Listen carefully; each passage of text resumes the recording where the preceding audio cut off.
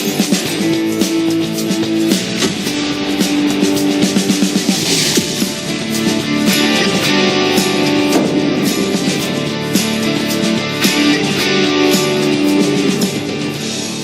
नमस्कार। मेरा नाम पंकज टिटोरिया है और मैं पेशे से एक फिल्म एक्टर हूँ, डायरेक्टर हूँ, प्रोड्यूसर हूँ, एंटरप्रेन्योर हूँ, मोटिवेशनल स्पीकर हूँ। आज मैं आपसे बात करूँगा अपनी कहानी के बारे में। मेरा जन्म जो है मेरठ में हुआ और मेरे फादर जो थे LIC में ब्रांच मैनेजर थे। मेरे फादर ने बहुत स्ट्रगल किया। उनका सपना था कि उनके बच्चे बहुत पढ़ें और वो हुआ भी कि मेरी सारी बहनों ने पढ़ाई में बहुत टॉप किया, लेकिन मैं पढ़ नहीं पाया और अमिताभ बच्चन के चक्कर में मेरी पढ़ाई जो थी पूरी नहीं हो पाई और मैं मैट्रिक में फेल हो गया। पहले साल फेल हुआ, फिर दूसरे साल फेल हुआ, फिर तीसरे साल फेल हुआ और इस तरह से मैं 3 बार फेल हुआ। पिताजी का सारा सपना चूर चूर हो गया और पिताजी ने मुझे बहुत मारा था। मुझे याद है कि मेरे पड़ोसी छुड़ाने आ गए थे कि जान से ही मार दोगे, फेल ही तो हुआ है। उसके बाद जब फेल हो गए तो क्या पापा ने कहा कि मेरा सपना था कि तुम IAS कराऊंगा, तुम्हें डॉक्टर बनाऊंगा और अब तुम किसी लायक नहीं हो और अब तुम ऐसा करो कि इंश्योरेंस में LIC में चपरासी में लग जाओ। तो मैंने कहा मैं चपरासी नहीं बनूंगा, है ना। और फिर फादर ने कहा कि अब क्या करें तुम्हारे साथ, तुम्हें क्या कराएं। तो मेरे फादर ने मुझे कुछ बिजनेस कराए, रेत रोड़ी बदरपुर का बिजनेस कराया। उसके बाद में वो भी नहीं चला क्योंकि हम कर नहीं पाए। उसके बाद में हमारे फादर जो थे बीमार हो गए, वो बिस्तर पर पड़ गए और सारा पैसा ख़त्म हो गया। तो घर में बहुत तंगी आ गई। अब जब आदमी पढ़ता नहीं है तो कुछ ना कुछ तो मुसीबत आती ही है। तो उसके बाद में क्या हुआ, जब घर में ज़रिया नहीं रहा आमदनी का तो मैंने छोटे मोटे काम किए। मेरे एक दोस्त थे, मैंने उनकी दुकान पर चाय का काम भी किया। चाय पिलाते थे, चाय बनाता था मैं। उसके बाद मैंने फिर कुछ कैसेट्स बेची साइकिलों पर, मैंने वो भी काम किया। तभी वो भी नहीं चला। उसके बाद में मेरे जिया जी जो थे वो एक बिजनेसमैन थे, उनके ट्रक चलते थे। उन्होंने कहा तुम पंकज को मेरे पास भेज दो और मेरे साथ काम कर लेगा, तो अगर कल को कुछ हुआ तो मैं इसको ट्रक लेके दे दूंगा। मैंने वहाँ हेल्पर का काम किया, वो भी मैं 4-5 दिन में छोड़ के आ गया। मैंने एक मिल में मजदूर का काम किया, 4-5 दिन वो भी काम किया। तो ऐसे मैं काम तो कर रहा था लेकिन मन नहीं लग रहा था, शायद परमात्मा को कुछ और मंजूर था। और उसी दौरान मेरठ में एक फिल्म बनी और मैंने उस फिल्म में काम किया। वहाँ मेरी मुलाकात एक मेरे दोस्त से हुई जिसका नाम था सुशील कुमार। वो उनके जो बड़े भाई थे वो कांग्रेस के राष्ट्रीय अध्यक्ष थे और वो अमिताभ बच्चन के दोस्त थे। तो उन्होंने मेरा एक नाटक देखा, राम रहीम, और नाटक देखने के बाद बोले कि अमिताभ बच्चन मेरे दोस्त हैं और तुम बम्बई जाओ, तुम अच्छे एक्टर हो और तुमको काम मिल सकता है। तो ये सोचकर मैं उनकी चिट्ठी लेकर अमिताभ बच्चन के नाम 87 में मैं मुंबई आ गया। और उससे पहले मेरी मुलाकात अमिताभ जी से हो गई थी और हमने डिसाइड किया था कि हम शादी करेंगे। और अमिताभ जी एक पेस्ट कंट्रोल के ऑफिस में जॉब करती थी और उन्होंने कहा तुम जाओ बॉम्बे और मुझसे जो होगा मैं तुम्हारी हेल्प करूँगी। तो मेरे फादर बिस्तर पर थे, घर में कुछ भी नहीं था और मैं 3,900 रुपये लेकर मुंबई आया 87 में। और जब मैं यहाँ आया अपने दोस्त के साथ में, जो मेरे फ्रेंड थे, उनके साथ में मैं स्पोर्ट्स का काम करता था। मेरठ से हम लोग स्पोर्ट्स का सामान लाते थे और यूपी अपना VT स्टेशन पे हम लोग फुटपाथ पे सामान बेचते थे। तो वहाँ से मेरा जीवन शुरू हुआ। और जब मैं अमिताभ बच्चन के चिट्ठी लेकर उनके घर पहुँचा तो मुझे 1 महीना लग गया उनसे मिलने में और अमिताभ बच्चन का समय नहीं मिल पाया। तो मुझे समझ में आ गया था कि अमिताभ बच्चन की चिट्ठी काम नहीं देगी और इस तरह से मैं अपना थिएटर में लग गया। मैंने इप्टा थिएटर ज्वाइन किया जहाँ मेरी मुलाकात विजय प्रकाश गुप्ता जी, जो आज बम्बई के बहुत बड़े डायमंड हैं, हिंदुस्तान में बहुत बड़ा नाम है, उनसे मेरी मुलाकात हुई। और तो इस तरह से मेरा जीवन शुरू हुआ। आपको बताना चाहूँगा कि जब मैं मुंबई आया था बड़े बड़े सपने लेकर, मैं हकलाता था, अपना नाम भी नहीं बोल पाता था। पता नहीं कैसे मैं एक्टर बनने आ गया था। अंदर ही विश्वास था, क्योंकि मैं एक छोटा सा एक्टिंग स्कूल चलाता था मेरठ में, तो मुझे ये विश्वास था कि मैं कैमरे के सामने नहीं हकलाऊंगा। फिर मैंने अपना थिएटर ज्वाइन किया। वहाँ पता चला कि तुम बोल नहीं पाते हो, तो मुझे लोग रोल नहीं देते थे, मुझसे झाड़ू लगवाते थे, पान मंगवाते थे, बियर मंगवाते थे, लेकिन मुझे काम नहीं मिलता था। पैसे तो थे ही नहीं हमारे पास में, कभी कभी अमिता जी पैसे भेजती थी। फिर मैंने असिस्टेंट डायरेक्टर का काम किया। मैंने बहुत सारे डायरेक्टर्स को मैंने असिस्ट किया तो वहाँ भी मेरा दिल नहीं लगता था, क्योंकि मैं शायद उस काम के लिए नहीं बना था। हमारे पास कुछ भी नहीं था। मैं कभी इस लॉज में रहता था, कभी उस लॉज में रहता था। मैंने बम्बई में खून के आंसू हुए हैं, बहुत बुरा फेस देखा है। ओके, वहाँ मेरी मुलाकात जो है बहुत सारे दोस्तों से हुई इप्टा में। तो इस तरह से मैं छोटे मोटे काम करता था। ZTV का पहला सीरियल 92 में आया था, जब ZTV लॉन्च हुआ था, तारा सीरियल, उसमें काम किया। फिर बहुत सारे सीरियल्स मैंने किए। तो 7-8 साल मैंने बहुत सारे सीरियल्स में छोटे मोटे काम किए। लेकिन हमारी हालत बहुत ख़राब थी। हमको 98 में जब एक फिल्म आई सरफरोश, उसमें मैंने काम किया। वो सरफरोश फिल्म में काम करने के बाद मेरी थोड़ी बहुत पहचान हो गई थी। और 97 में मेरे 3 सुपरहिट सीरियल, ये शादी नहीं हो सकती, महायज्ञ और सी हॉक्स, मैंने उसमें काम किया। मेरे बहुत अच्छे रोल थे, मुझे काम अच्छा मिल रहा था। लेकिन परमात्मा को शायद कुछ और मंजूर था। हम लोग एक रूम के फ्लैट में रहा करते थे, जो अमिता जी को, हाँ, इस बीच में हमने शादी भी की और अमिता जी का जॉब लग गया था। और उसके बाद अमिता जी ने ट्रांसफ़र लिया। 92 में अमिता जी यहाँ बॉम्बे आ गई थी। तो उनके आने के बाद हमारी ज़िंदगी थोड़ी सी अच्छी हो गई थी। लेकिन स्ट्रगल बहुत था, क्योंकि अमिता जी की सैलरी उतनी नहीं थी।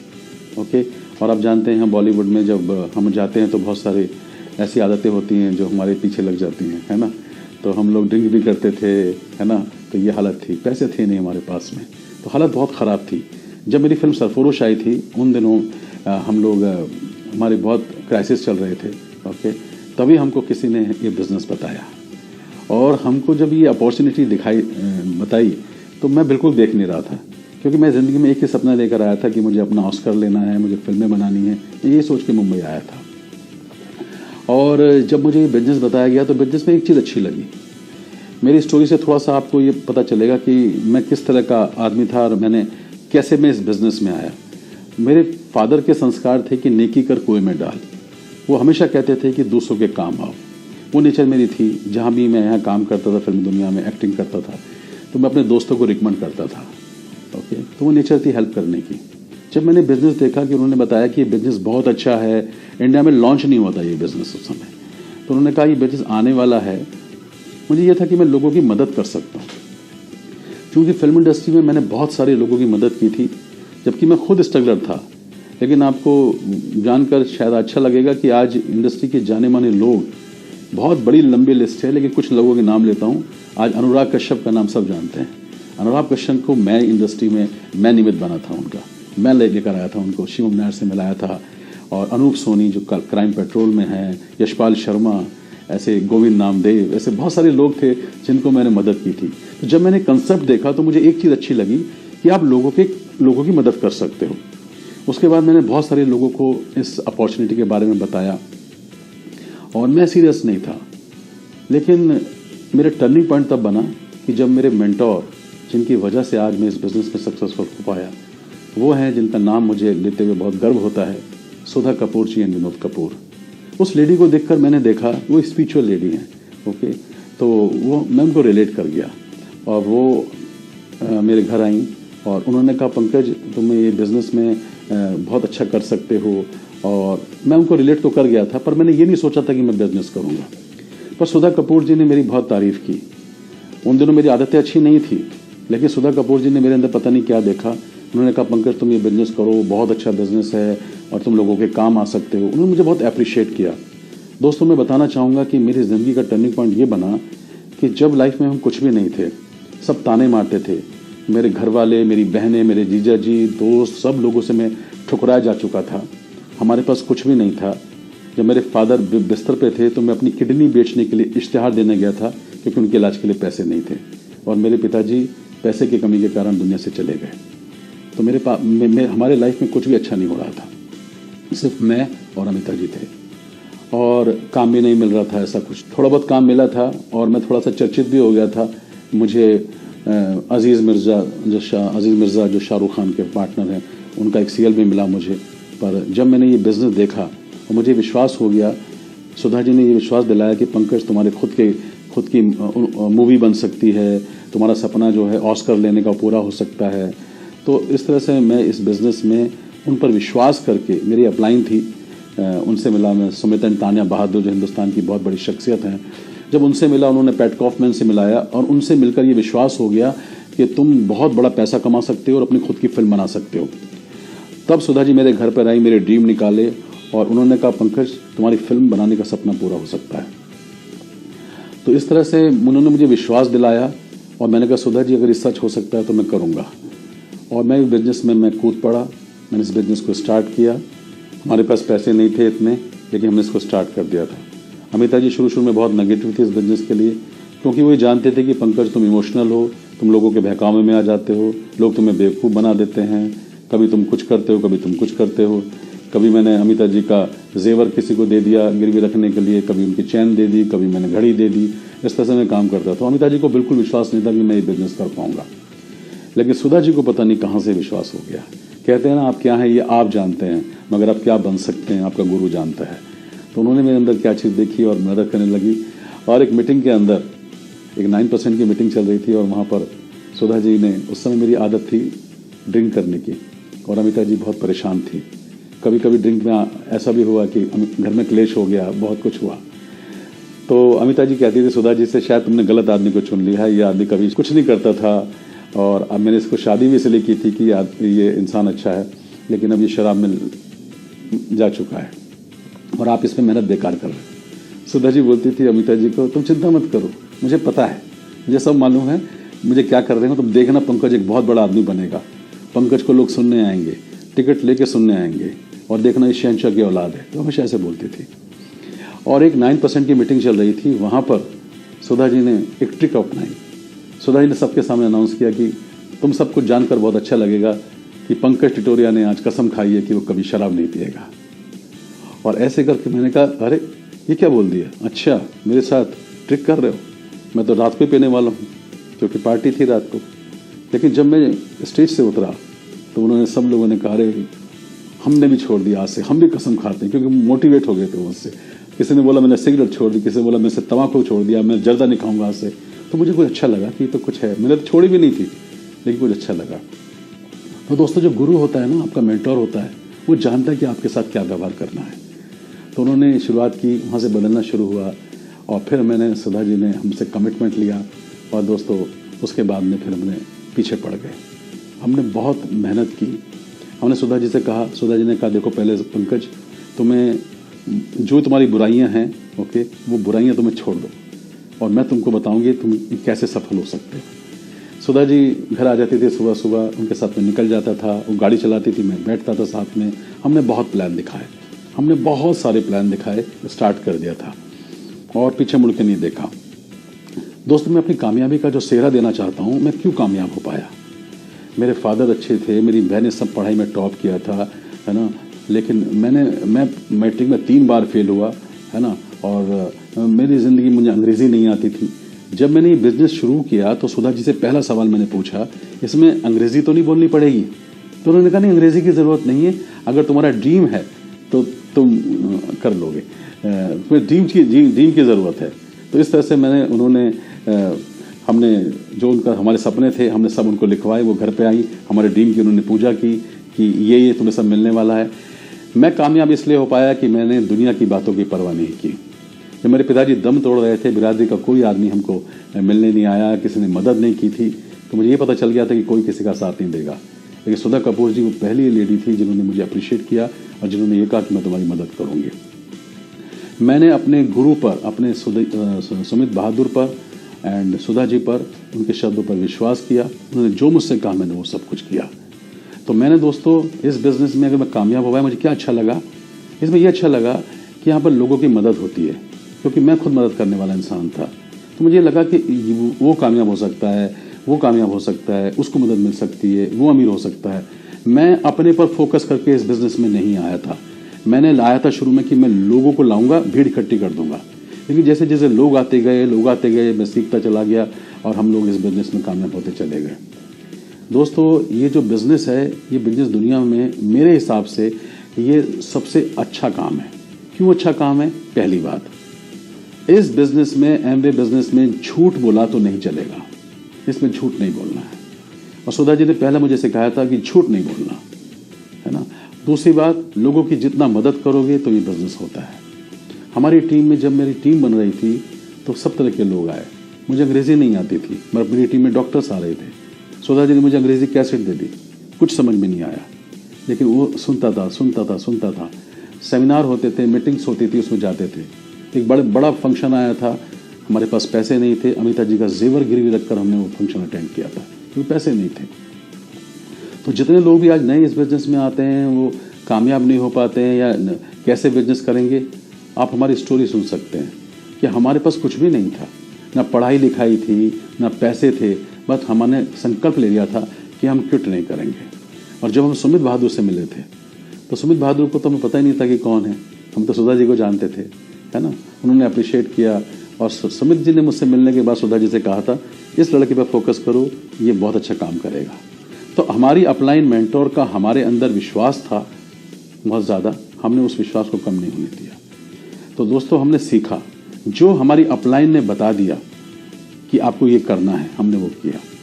हमारे पास पैसे नहीं थे, प्रोडक्ट्स हमें महंगे लगते थे, क्योंकि हम उनके जब रेट देखते थे 400 रुपये 500 रुपये, तो हमें लगता था ये तो कोई यूज़ ही नहीं करेगा।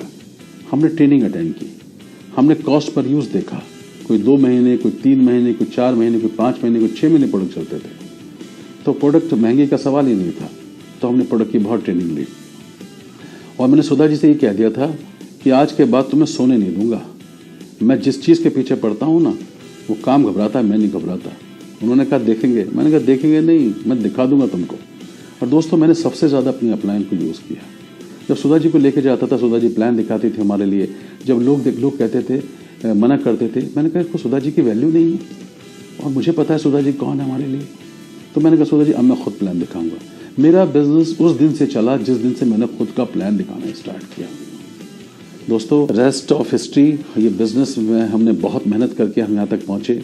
लेकिन दोस्तों मैं आपको ये कहना चाहूँगा कि इस बिजनेस में आज मेरे लिए क्या है, आज मेरे पूरी फैमिली, मेरे बच्चे सिंगर हैं, दोनों बिटिया सिंगर है, मेरा बेटा आयुष्मान सिंगर है, मेरे दामाद सिंगर हैं, वो अपना ड्रीम परस्यू कर रहे हैं। आज वो अपने इस बिजनेस से क्या दे पाए, पैसे की तो बात नहीं करूँगा, इतनी पैसा तो ठीक है, घर बन गए, वो फार्म हाउस के लिए ज़मीन ले ली, ये ले लिया, गाड़ी ले ली, वो नहीं। पैसा इस बिजनेस से मुझे मिला अमिता जी के साथ मेरे अच्छे संबंध, जो मैं एक अच्छा इंसान बन पाया। आज मेरी टीम में हज़ारों लोगों ने शराब छोड़ी, सिगरेट छोड़ा, ये सबसे खुशी की बात है।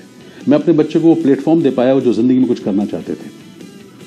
आज हमारे बच्चे बॉलीवुड में अपनी किस्मत आजमा रहे हैं, अच्छा काम कर रहे हैं सब लोग। दोस्तों आज कोविड के बाद में ये बिज़नेस ज़्यादा तेज़ी से बढ़ रहा है।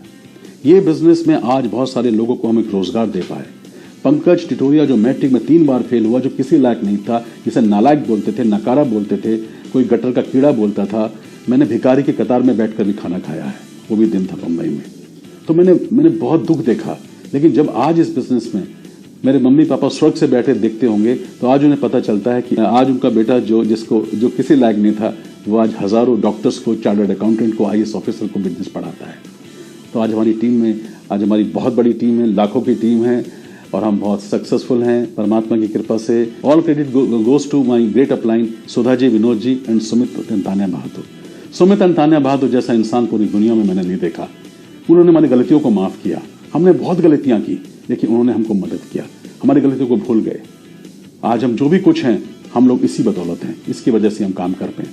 आज कोविड के बाद, जब कोविड में दुनिया परेशान थी, आपको बताना चाहूँगा, लोगों की सैलरी आधी हो गई, लोगों के पैसे चले गए, करोड़पति जो थे वो रोड पे आ गए, सब कुछ खत्म हो गया, पर हमारी इनकम आ रही थी। तो आज हम हज़ारों लोगों को रोजगार दे पा रहे हैं, जो मोदी जी काम नहीं कर पाए। आई एम सॉरी टू से, मोदी जी बहुत अच्छा काम कर रहे हैं, मैं देख रहा हूँ। तो ऐसे हज़ारों लोगों को आज हम मदद करने का जरिया बन पाए। तो दोस्तों ये बिजनेस जो है धरती पे स्वर्ग है मेरे लिए। ये बिजनेस आपकी ज़िंदगी बदल सकता है, आपके ख़ानदान की कुंडली पलट सकता है, अगर प्रोवाइडेड आपने इसको तरीके से एमवे जो गाइडेड प्रोग्राम है, जो एंटरप्रेन्योरशिप, उसको अगर आपने फॉलो किया, आपने अपलाइन के सिद्धांतों पे चले, ईमानदारी से अपने काम किया, तो दुनिया की कोई ताकत नहीं जो आपको ये बिजनेस करने से रोक सके। आज हमारी टीम में इतने सारे एमरल्ड्स हैं, कितने प्लैटिनम्स हैं, कितने फाउंडर प्लैटिनम्स हैं। आज हमारी टीम में 6-7 डायमंड्स हैं। आज हमारी टीम में साइंटिस्ट डायमंड है, कोई एक वॉचमैन थे और वो बिजनेसमैन बने, वो डायमंड्स हैं। हमारे पास इंजीनियर्स हैं, एक कॉर्पोरेट ट्रेनर हैं, हमारे पास में बहुत बड़ी टीम है। तो माय डियर फ्रेंड्स, मैं यही कहूँगा कि इस बिजनेस को समझ के कीजिए। आज लोग तरस रहे हैं, लोग ढूंढ रहे हैं, अपॉर्चुनिटीज़ ढूंढ रहे हैं ये मेरी स्टोरी है कि मैंने आपके सामने मैं बैठा हूं, मैंने कोई रॉकेट साइंस कुछ नहीं किया, ऐसा काम नहीं किया जो आप नहीं कर सकते हैं। आप सब कुछ ये बिजनेस कर सकते हैं, बस सिंपल एक डिसीजन की देर है। आप डिसीजन लीजिए, इस बिजनेस को समझिए और आप जिंदगी में जो चाहते हैं वो सपने पूरे हो सकते हैं। और लास्ट में एक बात कहूंगा, जिंदगी में जो परमात्मा सपने देता है वो उसका सपने होते हैं। आप कभी भी घबराना नहीं और अपने ड्रीम कभी किसी को चुराने मत देना। आपके खानदान के पहले करोड़पति आप इस बिजनेस के थ्रू बन सकते हैं अगर आपने सही तरीके से बिजनेस किया। हम धन्य हैं कि हमारे जीवन में परमात्मा ने सुधा जी, विनोद जी, सुमित जी, तान्या जी और ये बिजनेस दिया। हम शत नमन करते हैं उस रिचली बॉस JVNL को जिसने एक आम इंसान के लिए एक ऐसा प्लेटफॉर्म बनाया जो हर जगह यहाँ पर कोई भी आदमी सफल हो सकता है। तो wish you all the best. अब मैं आपकी अपनी पत्नी को मैं देना चाहूँगा, क्योंकि यही है वो जिनकी वजह से आज मैं आपके सामने जिंदा हूँ, ये कह सकता हूँ, क्योंकि मैं डायबिटिक होने के कारण मेरी जिंदगी खत्म हो चुकी थी, मगर इन्होंने हमारा जीवन बचाया। तो here is my beautiful wife Amita ji. Hello friends, मेरा नमस्कार आपको। मैं अपनी रैली शुरू करने से पहले परम पिता परमात्मा का शुक्रिया अदा करना चाहूँगी, जिसकी वजह से हमें एक ऐसा प्लेटफॉर्म मिला जहाँ पर हम अपने बारे में कुछ बता सकते हैं। और मेरा नाम अमिता टिटोरिया है और मैं गवर्नमेंट जॉब में हूँ और जॉब के साथ साथ अपने हस्बैंड मिस्टर पंकज टिटोरिया को फुल तहे दिल से इस बिज़नेस में सपोर्ट कर रही हूँ। और जो हमारी जर्नी रही है, ये बिज़नेस हमने क्यों किया, क्या हमें इसकी ज़रूरत पड़ी और हमें किस प्रकार हम इस बिज़नेस को कर पाए। तो सबसे पहले तो मैं बिलोंग करती हूँ देहरादून से। मेरा education and born and brought up मैं देहरादून से हूँ और बहुत अच्छी बिजनेसमैन मेरे फादर रहे हैं। लेकिन हम लोग जब बड़े हो रहे थे तो बहुत सारे हमारे बिजनेसेस ख़त्म हुए। तो हमने दोनों फेज़ देखे हैं, बहुत सारा पैसा भी देखा है और हमने गरीबी भी देखी है। और मैं जब 13 साल की थी, मैं तब से कुछ ना कुछ करने लगी, अपने फादर के बिज़नेस में सपोर्ट करने लगी। और जब मैं 10th क्लास में आई तो 10th क्लास के साथ साथ मैं अपनी पॉकेट मनी अर्न करती थी और ट्यूशन्स पढ़ा करके मैं अपनी स्कूल की फ़ीस देती थी। तो ये मेरी लाइफ की शुरुआत थी। लेकिन मुझे पढ़ाई से बहुत लगाव था और मैं मेहनत करते करते मैंने अपना ग्रेजुएशन पूरा किया, बहुत सारी नौकरियां की और नौकरियों के साथ साथ फिर मैं अपना दिन भर पढ़ाई भी करती थी और नौकरी भी करती थी।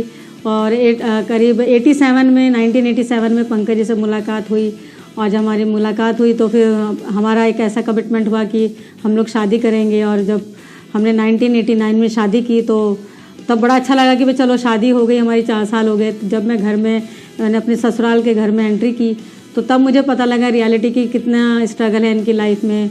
और उस घर में पैसे नहीं थे, कोई नौकरी करने वाला नहीं था। और जब मेरी मदर इन लॉ के साथ मेरा इंटरेक्शन हुआ तब पता लगा कि उनके बैंक में सिर्फ मात्र 25,000 रुपीज़ हैं, जो हमारे फादर इन लॉ थे, उनकी दवाइयों में खर्चा बहुत ज़्यादा होता था। तो उनके पास इतने क्राइसिस थे पैसों के, मैं बता नहीं सकती। और तभी पंकज जी और मेरा जब हमारी बात हुई और हम लोगों ने जीवन शुरू किया, तब ये ऑप्शन था हमारे पास कि हम करें क्या। ना तो मैं कुछ कर रही थी उस समय, ना पंकज जी कुछ कर रहे थे। तो फिर तभी पंकज जी के मम्मी वगैरह कहने लगे कि पंकज को ना एक काम करते, ऑटो लेके दे देते हैं। जब मैंने ये वर्ड सुना तो मेरे ना आंखों से आंसू आ गए। मैंने बोला यार, मैंने तो ये कभी सपना सोचा भी नहीं था कि मेरा हस्बैंड ये काम करेगा। तभी मुझे बहुत सारे बिजनेसेस के एक्सपीरियंस थे, क्योंकि ऐसे बैकग्राउंड से मैं आई थी जहाँ पर मुझे मालूम है कि बिजनेस कैसे होते हैं। तो उस समय मेरे को एक बिजनेस का आइडिया था पेस्ट कंट्रोल का। तब मैंने फिर अपनी मदर इन लॉ के सामने एक प्रपोजल रखा कि मैं ऐसे मुझे पता है कि मैं क्या कर सकती हूँ, तो आप मुझे अगर 7-8 हज़ार रुपये देंगे तो हम अपना करियर शुरू कर सकते हैं। तो मेरी मदर इन लॉ मान गई और उन्होंने मुझे हेल्प किया और हम लोगों ने लाइसेंस के लिए एप्लीकेशन दे दी। वो लाइसेंस मिल गया, हमें साइट वगैरह मिलने लगी और वो बिजनेस हमारा चल पड़ा। लेकिन कहते हैं एक आपका प्लान होता है, एक परमात्मा का प्लान होता है। उसी समय परमात्मा ने जो हमारे लिए प्लान करके रखा था वो कुछ और था। तभी ONGC से मुझे कॉल लेटर आया और उसमें मेरा सिलेक्शन हो गया। फिर मैं वापस देहरादून चली गई और मेरा ONGC में जॉब लग गया। और जब हम जॉब करने लगे तो 1 साल हुआ था, तब पंकज जी हाँ धीरे धीरे अपने स्ट्रगल को कम कर रहे थे और बॉम्बे में सेटल होने की सोच रहे थे। तो फिर भगवान ने हमारे लिए एक और बेस्ट प्लान रखा था कि हम लोग देहरादून से बॉम्बे आ सकते हैं। और फिर मैंने एप्लीकेशन दी और मेरा 1 साल का जब से प्रोबेशन पीरियड ख़त्म हुआ तो मुझे मौका मिला कि मैं ट्रांसफ़र के लिए अप्लाई कर सकती हूँ। और ट्रांसफ़र मैंने अप्लाई किया और थैंक गॉड मुझे मेरा ट्रांसफ़र एक्सेप्ट हो गया और मैं बॉम्बे आ गई 1991 में और मेरी यहाँ पर नौकरी मिल गई। फिर मुझे घर भी मिल गया ओएनजीसी के थ्रू, फिर मुझे एक बजाज चेतक भी हम खरीद पाए। तो हमारा जो स्ट्रगल था धीरे धीरे परमात्मा ने इतने स्मूथली ख़त्म करते चले गए हमारा स्ट्रगल, और हमें best of the best opportunity मिलती चली गई।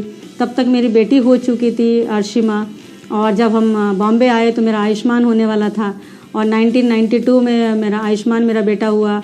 और वो यहाँ पर जब उसका जब जन्म हुआ तो हम थोड़ी सी और बेटर पोजीशन पे आ गए थे। हमारे पास घर था, हमारे पास स्कूटर था, ताकि हम अपना स्ट्रगल कर सकते थे। पंकज जी अपनी शूटिंग के लिए स्ट्रगल कर सकते थे। करते करते मौका हुआ, फिर बच्चे थोड़े बड़े हो रहे थे, जो हमारी सैलरी थी वो पूरी नहीं हो पा रही थी। तो ऐसा लग रहा था कि हम क्या करें। थोड़े थोड़े कर्जे उठाते थे हम लोग कि जैसे हमारे फैमिली में कोई फंक्शन है और वो फंक्शन को पूरा करने के लिए हम कहाँ से पैसा लाएं। तो मैं लोन्स ले लेती थी ऑफिस से।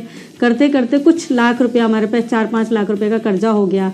ये 1998 की बात है। थोड़ा सा लाइफ में भी फ्रस्ट्रेशन आने लगा कि हमारे पास इनकम तो बढ़ नहीं रही, लेकिन खर्चे बढ़ रहे हैं, और खर्चे अगर बढ़ रहे हैं तो हम इसको ओवरकम कैसे करेंगे।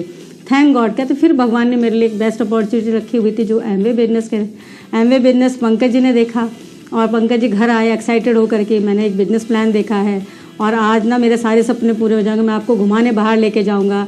जो शादी से पहले सारे सपने देखे थे तो पंकज जी ने एक एक करके मुझे बताना शुरू किया। मैंने बोला कोई ज़रूरत नहीं है बताने की, क्योंकि तब तक इतना फ्रस्ट्रेशन आ चुका था लाइफ में, क्योंकि पंकज जी का जो लाइन थी वो टोटली डी ट्रैक हो गए थे। बिल्कुल जैसे डिरेल हो जाती ना गाड़ी, ऐसे पंकज जी हो गए थे लाइफ में। धीरे धीरे वो ड्रिंक करने लगे थे, सब चीज़ें हो गई। तो प्यार कहाँ था वो खो गया था। बस ये था कि अब कैसे घर सर्वाइव करना है, फोकस टोटली चेंज हो गया था। और लेकिन थैंक गॉड, भगवान कहते हैं ना there is will there is a way. परमात्मा ने वापस से हमारी ज़िंदगी को अच्छा लाने के लिए एमवे बिजनेस लेकर आए। और जब पंकज जी ने एमवे देखा तो मुझे बिल्कुल विश्वास नहीं हुआ। मैं बोली ऐसा आदमी कभी बिजनेस नहीं करेगा जिसने कभी नौकरी नहीं की हो, जिसे कुछ पता ना हो, वो कैसे बिजनेस कर सकते हैं। तो फिर जब इन्होंने मेरी मुलाकात कराई सुधा जी से, उसी दौरान हमारी ग्रेट अपलाइन आई हुई थी। ये तब की बात है जब एमवे इंडिया में आया नहीं था। ये अप्रैल 1998 की बात है। सुमित जी आए हुए थे इंडिया में, और उनके साथ उनके ग्रेट अपलाइन लेफ्टिनेंट कर्नल ल्यू रिगन साहब आए हुए थे, और उनसे मेरी मुलाकात हुई। स्पेशली इन्होंने रखी मीटिंग कि अमिता को अगर बता देंगे ना तो मैं करना मेरे लिए आसान हो जाएगा, वरना झगड़ा हो सकता है घर में। तो मुलाकात हुई। जब मैंने लेफ्टिनेंट कर्नल को सुना तब मुझे लगा रही है इनकी तो जो प्रोफाइल है और जिस हिसाब से इनकी लाइफस्टाइल है, ये तो वाकई बहुत अच्छी है। काश अगर ये सच हो जाए हमारे जीवन में तो कितना अच्छा होगा। उस बात को लेकर मेरे मन में ना एक ऐसी एक कहते ना उमंग उठी कि भाई मैं इसके बारे में ज़रूर जानना चाहूँगी है क्या चीज़। फिर सुधा जी के साथ बैठे, फिर सुमित जी ने थोड़ा सा हमें बताया कि बिजनेस क्या दे सकता है, क्या इसकी वर्थ है, एमवे है क्या चीज़, ये कैसे यहाँ पर इंडिया में आ रहा है, क्या लेकर आ रहा है। तो एक हमें होप दी गई, और उस होप के ज़रिए जो हमारे जीवन में बदलाव आया वो गजब आया। तभी फिर 1998 में एमवे लॉन्च हो चुका था। 5 मई को हुआ था लॉन्च, और हमारी जो ज्वाइनिंग है वो 6 मई 1998 की है। और जब हमारे पास हम लोगों ने बिजनेस को आया, जब उस प्रोडक्ट्स आए हमारे घर में, तभी 6 प्रोडक्ट्स होते थे इंडिया में, और 6 प्रोडक्ट से जब मैंने बॉटल देखी, बॉटल का साइज़ और प्राइस देखा तो मेरे हाथ से बोतल छूट गई। उन्होंने उनको देख करके मुझे ऐसा लगा कि इतनी तो हमारी सैलरी नहीं है जितने बड़े हम प्रोडक्ट यूज़ करें। तो माइंड में वो एक्सेप्टेबल नहीं था उस प्रोडक्ट्स को लेकर, क्योंकि हमारा माइंड सेट कैसा होता है बचत। तो उस समय मेरा बचत था कि मेरे भी सैलरी में गुजारा कैसे करना है। 3,500-4 हज़ार की सैलरी है, उसमें मैं इतना खर्चा करूँगी तो मेरी तो हालत ख़राब हो जाए, क्योंकि पंकज जी काम बहुत करते थे, पैसा नहीं मिलता था उस समय। और वो देखने के बाद माइंड बिल्कुल चेंज हुआ। फिर जब सुधा जी के साथ वो हमारी मीटिंग हुई, उन्होंने हमारे कुछ सपनों की बात करी, तो यहाँ पर जब एक होप दी गई तो होप को पूरा करने के लिए सुधा जी ने एक चीज़ बोला, अमिता बताओ तुम्हारी ज़िंदगी में सपने क्या हैं। तो मैंने बोला मैं आपको क्यों बताऊं सपने, आप तो मेरी कोई रिश्तेदार नहीं जो मैं आपको सपने बताऊं। तो ऐसे करके मुझे बड़ा सस्पिशियस लग रहा था, लेकिन पंकज जी बोले नहीं नहीं बताना चाहिए सपने हैं क्या। तो फिर ऐसे करके उन्होंने हमारे कुछ सपने पूछे और फिर बताया हमने। तब मुझे लगा कि वाकई में ये कुछ चीज़ें अलग है कि जहाँ पर हमारे दिल की बात भी पूछते हैं और उसे पूरा करने के लिए भी हमारे साथ खड़े हैं। तो जब उनके बातों पर हमें विश्वास हुआ, उन्होंने हमारे कुछ ड्रीम निकलवाए, वो हमने वॉल पे स्टिक किए, और फिर हमें विश्वास हुआ कि ये पूरे हो सकते हैं। उसके बाद मैंने सारे प्रोडक्ट्स की ट्रेनिंग लेनी शुरू की, जो हमारी मीटिंग्स होती थी मीटिंग में जाना शुरू किया, हमारी जो भी पेस मीटिंग्स होती थी उसमें जाना शुरू किया। जो एक एमवे के जो फंडामेंट्स थे जो हमें सुनने को मिले कि वो यहाँ पर पूरे हो सकते हैं, आप फैमिली की बात कर सकते हैं, फ्रीडम की बात कर सकते हैं। आपकी अपलाइन आपको होप देती है, होप के साथ साथ आपको रिवॉर्ड भी मिलते हैं। उस रिवॉर्ड को पूरा करने के लिए आपको एक स्टेज भी मिलता है। माय गॉड, ये बिजनेस की जो पूरा हमारा देखने का नज़रिया था पूरा चेंज हो गया। 1999 में हम लोग ब्रांड न्यू फाउंडर प्लेटिनम हो गए थे। हमारा पहला ALS गोवा में था। सबसे बड़े रिवॉर्ड हमें था। हम कभी शादी के बाद कभी घूमने ही नहीं गए थे, लेकिन थैंक गॉड एमवे ने फिर वो भी मेरे लिए इतना अच्छा डिज़ाइन करके रखा था। अमिता, तुम इतनी बड़ी ड्रीमर हो, तुम इतनी मेहनती हो, तो तुम्हारे लिए सब चीज़ अवेलेबल है। बस आपको उठ के एक स्टेप आगे बढ़ाना है, आपको अपने हस्बैंड का सपोर्ट करना है।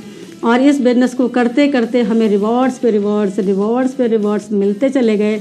और 1999 में हम लोग जब गोवा घूमने गए, वहाँ पे लेफ्टिनेंट ल्यू रीगन साहब ने हमारे साथ काउंसलिंग की और हमारे साथ जब बात कर रहे थे, हमारे घर का बजट बना रहे थे। माय गॉड, ऐसा कंप्लीट पैकेज दुनिया में कहीं नहीं हो सकता। मैं यहाँ पर एक मैसेज देना चाहूँगी, जो भी इस वीडियो को आज देखेंगे, जो भी सुनेंगे, उनको एक ही मैसेज देना चाहूँगी। ये जेन वाई हो, जेन जेड हो, कोई भी जेन हो, लेकिन उनके लिए बिजनेस सबके लिए कुछ ना कुछ है।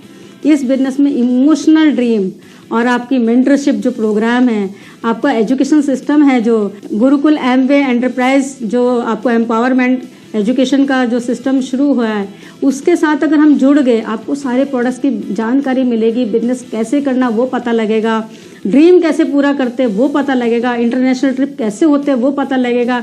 हम सारी ज़िंदगी स्ट्रगल करते हैं सिर्फ अपने सपनों को पूरा करने के लिए, लेकिन हम सपने पूरे नहीं कर पाते। हम सिर्फ रोटी कपड़ा मकान में रह जाते उलझ के। ड्रीम क्या होती है कोई नहीं जानता। लेडीज़ हमेशा जब शादी करके अपने ससुराल में जाती है ना, बहुत सारे सपनों की पोटली लेके जाती है, लेकिन वो कभी खोल नहीं पाती उस पोटली को, क्योंकि कोई किसी की ताकत नहीं है कि लेडीज़ के कोई सपने पूरा कर सके। लेकिन थैंक गॉड एमवे बिजनेस एक ऐसा है जहाँ पर हस्बैंड वाइफ के ड्रीम पूछे जाते हैं, मेंटरशिप प्रोग्राम मिलता है, जहाँ पर हमें सुमित जी तानिया जी ने बहुत सारे सपने दिखाए, वो सब पूरा करने का रास्ता दिखाया, हमें हेल्प किया एमवे का व्हीकल। और लेकिन हमें जो फ्यूल मिला है वो हमारी अपलाइन से मिला है, और हम उनकी गाड़ी में सवार होकर चलते चले गए और सारे सपने पूरे हो गए। आज करीब 24 साल हो गए, हमें इतने सारे हमें ट्रिप्स मिले हैं, इतने रिवॉर्ड्स मिले हैं। मेरे दोनों प्यारे बच्चे इसी बिजनेस के साथ साथ बड़े हुए हैं। थर्ड बेबी मेरा एमवे बिजनेस रहा है। मैंने दोनों छोटे बच्चों के साथ अपने इस एमवे बिजनेस को भी बड़ा किया और अपने बच्चों को भी बड़ा किया। बच्चे बड़े हो गए, बिजनेस भी बड़ा हो गया, बच्चों की शादी हो गई और हमारे बिजनेस में डायमंड्स हो रहे हैं, एमरल्ड्स हो रहे हैं। तो यानी यहाँ भी शादियाँ हो रही है, धूमधाम मच रहा है। आज हमारी टीम में इतना ग्रेट मोमेंटम है बिकॉज ऑफ दिस बिजनेस। कहने का मतलब सिर्फ यही है कि एक कपल डिसीज़न लेता है, लाखों की ज़िंदगी बदलता है। अगर हम एक आदमी अगर डिसीज़न लेने से चूक जाता है तो बहुत सारे लोगों की ज़िंदगी में रोशनी होने से रुक जाती है। तो मेरी आपसे एक ही चीज़ है कहने के लिए कि इस बिजनेस को अगर आ रहे हो तो पूरे सोच समझ के साथ, तहे दिल से अपना करके अपने बच्चों की तरह इस बिजनेस को नर्चर करना, जो इसकी ज़रूरतें हैं उसको पूरा करना।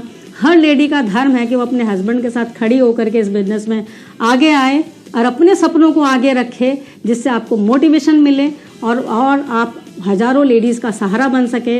क्योंकि आज का जो एरा है वुमेन एंटरप्रेन्योरशिप का है, वुमेन का है, सब कुछ आपको मिल सकता है। Thanks to Amway, thank you so much, God bless you.